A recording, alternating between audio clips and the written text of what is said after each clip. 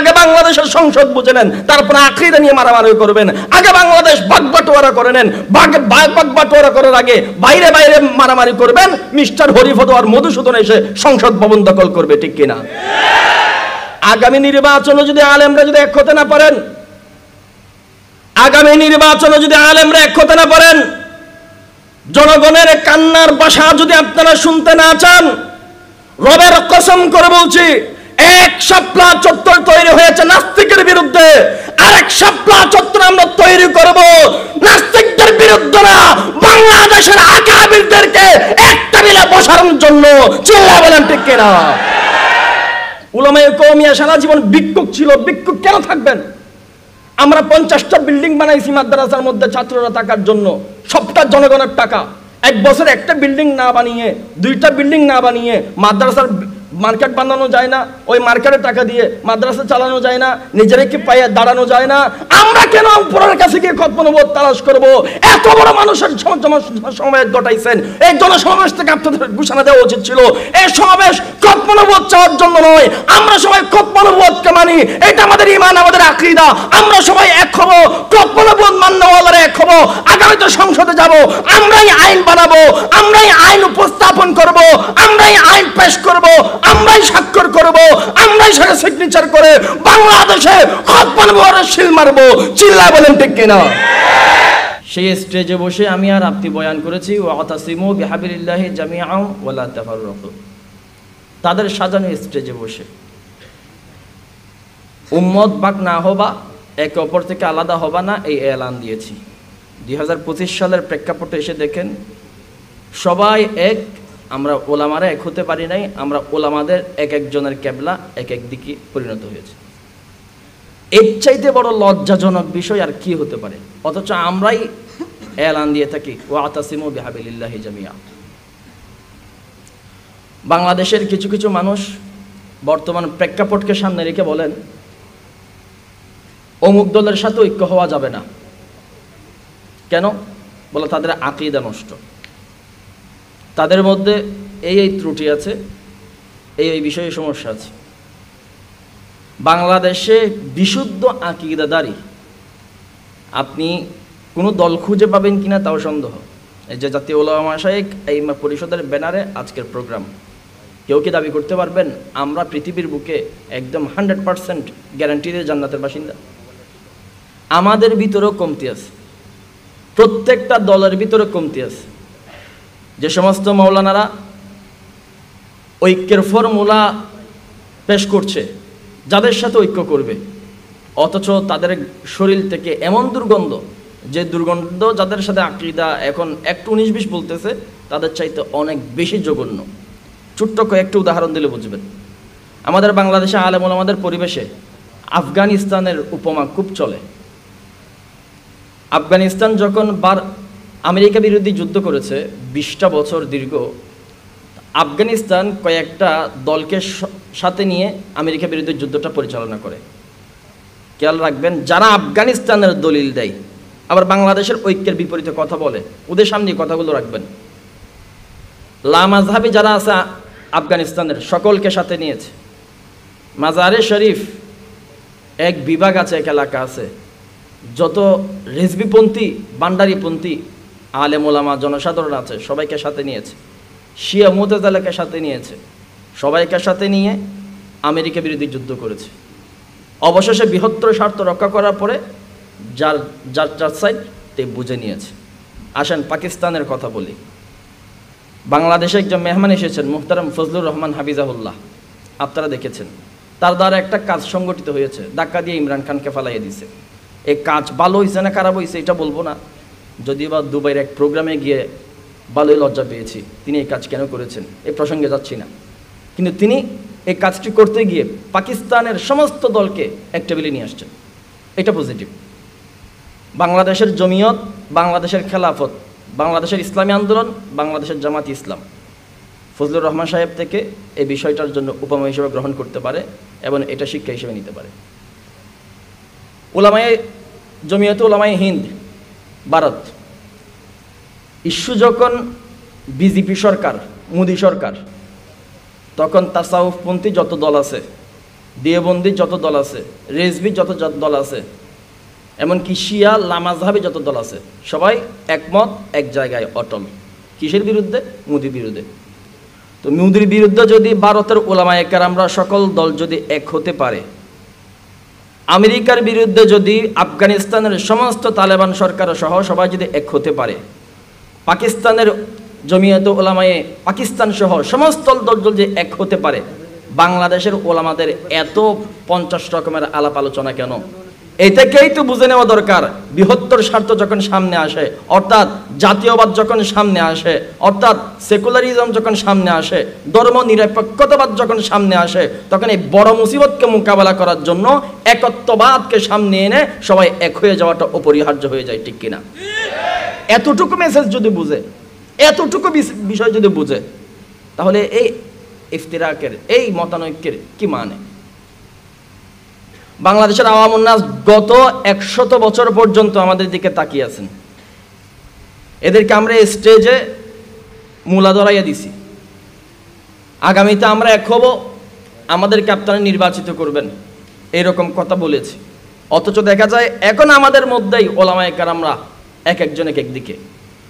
লজ্জাজনক বিষয় হচ্ছে, বাংলাদেশের জনসাধারণের কিবলা ঠিক আছে, কিবলা আছে, আমরা আলেমদের কিবলা নেই। আমি যদি জিজ্ঞাসা করি স্বৈরশাসকদের বা এদের অনুসারীদের, ভাই তোমাদের রাজনৈতিক কিবলাকে দেখেন, আমি ধর্মীয় কিবলা বলছি না, আমি আকীদার ইমামের কথা বলছি না, বললাম আপনাদের রাজনৈতিক নেতাকে, রাজনৈতিক কিবলাকে। সবাই বলবে জাতির জনক বঙ্গবন্ধু। বঙ্গবন্ধু প্রশ্নে সবাই একমত। বিএনপি পন্থীদেরকে জিজ্ঞাসা করলাম আপনাদের কিবলাকে, বলবে আমাদের কিবলা হলো জিয়াউর রহমান। জাতীয় পার্টিকে জিজ্ঞাসা করবেন, বলবে আমাদের কিবলা হলো ইরশাদ। বলেন তো, আমার সামনে যত অডিয়েন্স আছেন, আমার স্টেজে যত মেহমান আছেন, আমি আপনাকে বিনয়ের সাথে জানতে চাচ্ছি বা আপনি আমাকে জানতে চান, আমার একজন ধর্মীয় নেতা আছেন মুহাম্মদ আরবি, বিশ্বনবী মুহাম্মদ মুস্তাফা সাল্লাল্লাহু আলাইহি সাল্লাম, বাংলাদেশে এই মুহূর্তে আমার রাজনৈতিক কিবলাকে? হা লা আদরি, কোনো জবাব নেই। কেন ভাই? আমরা নাকি উম্মতের রাহবার, আমরা নাকি 50,000 লাখ মানুষকে সামনে নিয়ে বলে বয়ান করি ইত্তেফাক ইত্তেহাদের। আমাদের ভিতরে কেন কিবলা ঠিক নাই? আমরা কি বয়ান করব? আর আমরা মানুষদেরকে কি শেখাবো? আমাদের ভিতরে কেন ঐক্য নাই? দিন শেষে দেখা যায় জাতি এখন দিশাহারা হয়ে গেছে আমাদের বেগতিক অবস্থা দেখে। আপনার আমার করণীয় কি? যে আলোচনাগুলো আজকে আপনাদের সামনে রেখেছি, সাধারণত এগুলো যারা সামনে বসেছেন তাদের জন্য না। আপনারা অডিয়েন্স, আপনারা আমার মতো ছোট মানুষ, আমিও ছোট মানুষ, আমাদের কথায় কিছু যায় আসে না। এই স্টেজে যারা বসছেন, বড়দের সাথে আপনাদের দেখাশোনা হয়, কথাবার্তা হয়। অনুগ্রহপূর্বক বলি, যদি বলেন পা ধরা কর্মসূচি পালন করতে হবে, আমরা সবাই মুরব্বীদের দরবারে গিয়ে পা ধরা কর্মসূচি পালন করব, তবু আল্লাহর ওয়াস্তে আমাদেরকে আর নাক কাটাবেন না, আর জনতার সামনে বেজ্জতি করবেন না। অনুগ্রহপূর্বক সবাই এক টেবিলে এসে উম্মাহ এখন জাতীয়বাদের বিরুদ্ধে, সেকুলারিজমের বিরুদ্ধে, হিন্দুত্ববাদের বিরুদ্ধে, ইস্কনের বিরুদ্ধে উম্মাহ এক হয়ে যাক। আকীদার মারামারি হবে, আগে সংসদের চেয়ার বুঝে নেন। আগে প্রতিবেশীর সাথে যখন মারামারি হবে, 4 ভাই এক হয়ে যান। বাগ বাটোয়ারা যখন বাপের সম্পদ নিয়ে হবে, তখন আগে ঘরের ভিতরে ঢুকেন, ঘরের চাবি বুঝে নেন, তারপর চেয়ার টেবিল নিয়ে মারামারি করবেন। আগে বাংলাদেশের সংসদ বুঝে নেন, তারপর আকীদা নিয়ে মারামারি করবেন। আগে বাংলাদেশ বাগ বাটোয়ারা করে নেন, বাগ বাটোয়ারা করার আগে বাইরে বাইরে মারামারি করবেন। মিস্টার হরিফদ আর মধুসূদন এসে সংসদ ভবন দখল করবে, ঠিক কিনা? এতটুকু কথা বুঝতে কি সুল্লামুল উলুম পড়া লাগে? এতটুকু কথা বুঝতে কি ফলসফার কিতাব পড়া লাগে? এতটুকু কথা বুঝতে কি বিশাল বড় আল্লামা তফতানি হওয়া লাগে? আমরা নাকি বাহরুল উলুম, আমরা কি সুল্লামুল উলুম পড়াই, মোল্লা হাসান পড়াই, দুনিয়ার সমস্ত কিতাবগুলো পড়াই, আমরা নরম কইরা ফেলি। এতটুকু রাজনীতিকে আমরা বুঝি না? আগামী নির্বাচনে যদি আলেমরা যদি এক হতে না পারেন, আগামী নির্বাচনে যদি আলেমরা এক হতে না পারেন, জনগণের কান্নার ভাষা যদি আপনারা শুনতে না চান, রবের কসম করে বলছি, এক শাপলা চত্বর তৈরি হয়েছে নাস্তিকের বিরুদ্ধে, আরেক শাপলা চত্বর আমরা তৈরি করব নাস্তিকদের বিরুদ্ধে না, বাংলাদেশের আকাবিরদেরকে এক টেবিলে বসার জন্য। চিল্লায় বলেন ঠিক কিনা? আমরা তরুণরা পথে নামবো, লজ্জায় মানুষদেরকে মুখ দেখাতে পারি না। দেখেন, পাকিস্তান আমাদের জন্য উদাহরণ হয়েছে। মৌলানাদেরকে সবসময় ব্যবহার করা হয়, আমাদেরকে আমাদের ভাগ দেওয়া হয় না। উদাহরণ দিলে বুঝবেন।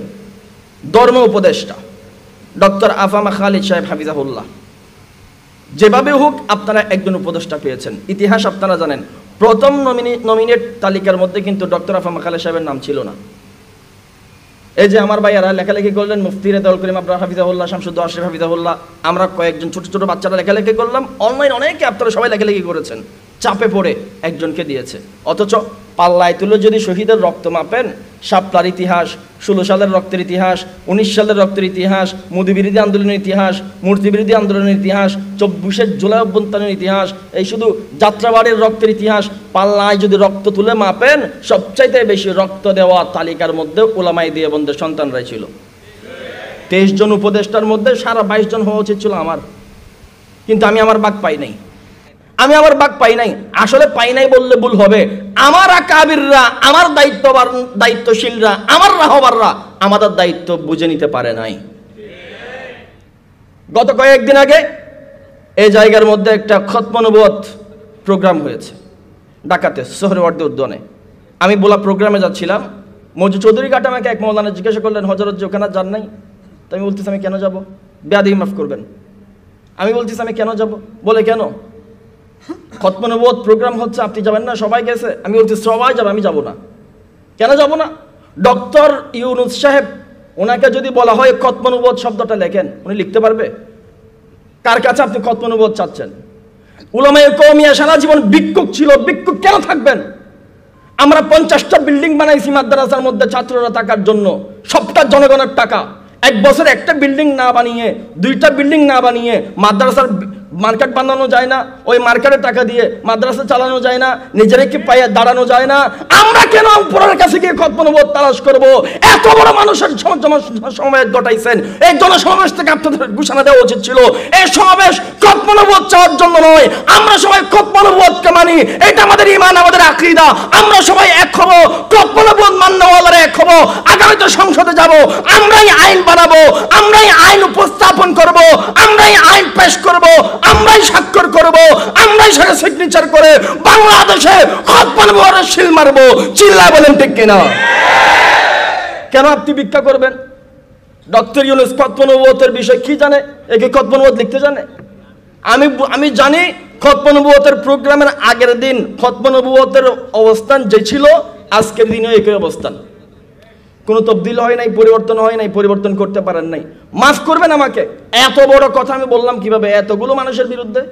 বাইরে ভাই, আমি আপনাদের মতো হুজুকি না, আমি ছোট মানুষ। বলবেন যে আমার ঈমান নাই, আমি বলবো যে আমি এত অল্পতে সন্তুষ্ট না।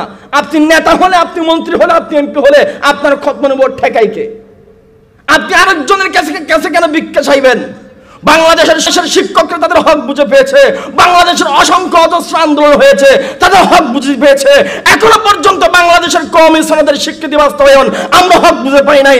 জাতীয় উলামা মাশায়েখ আইম্মা পরিষদের ব্যানারে আমরা এই জায়গার মধ্যে প্রোগ্রাম করেছি, এখনো পর্যন্ত আমরা হক বুঝে পাই নাই।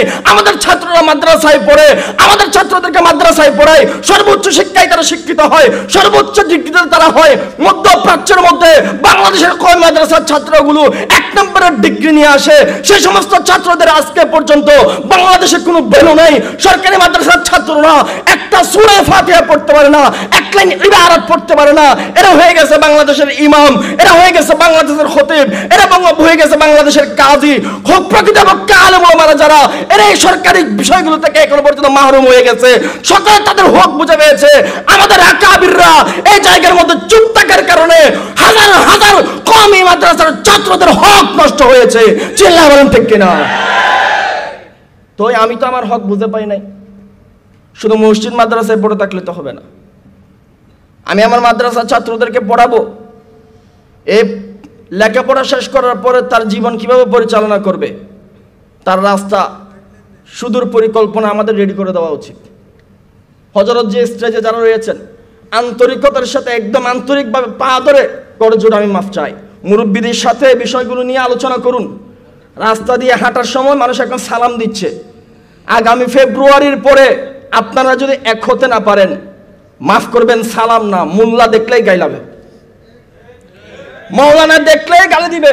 আমি প্রথমেই বলেছি আপনাদেরকে আওয়ামুন নাস জনসাধারণ পুকুরের সবচাইতে বড় মাছ তুইলা মেহমানদারি করছে, বাগানের সবচাইতে বড় ফলটা আপনাদেরকে খাওয়াইছে, এই স্টেজ তারা সাজিয়ে আমাদেরকে দুলা বানাইছে, সেই স্টেজ আমরা গিয়ে বয়ান করছি ওয়াতাসিমু বিহাবিলিল্লাহ।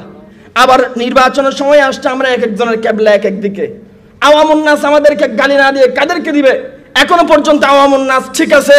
আমি অনুগ্রহপূর্বক অনুরোধ করব আলেম উলামারা এক হয়ে যান, ইখতিলাফ ইনফিরাদ বাদ দেন, ইফতিরাক বাদ দেন, বৃহত্তর স্বার্থ সামনে রাইকা জাতীয়বাদের জাতীয়তাবাদ সেকুলারিজমবাদ ধর্ম নিরপেক্ষতাবাদ বহুত্ববাদের বিরুদ্ধে একত্ববাদী আমরা এক হয়ে যাব। রাজি আছেন তো ইনশাআল্লাহ? যারা যারা অডিয়েন্সরা যারা রয়েছেন আপনাদের একটা করণীয় আছে, শালীনতার সাথে ভদ্রতার সাথে এই সমস্ত বিষয়গুলি নিয়ে অতি সরব থাকা, অতি লেখালেখি করা, মুখে বলা বলি করা। কেননা আমাদের যত আলোচনা হবে এই সমস্ত বিষয়গুলোর উপরে তত বেশি গুরুত্ব বাড়বে। আল্লাহ সুবহানাহু ওয়া তাআলা আমার কথাগুলো প্রথমত আমাকে তারপর আমাদের অডিয়েন্সদেরকে আমল করার তৌফিক দান করেন। পড়েন আমিন। ওয়া মা তাওফিক ইল্লা বিল্লাহ। আসসালামু আলাইকুম ওয়া রাহমাতুল্লাহ।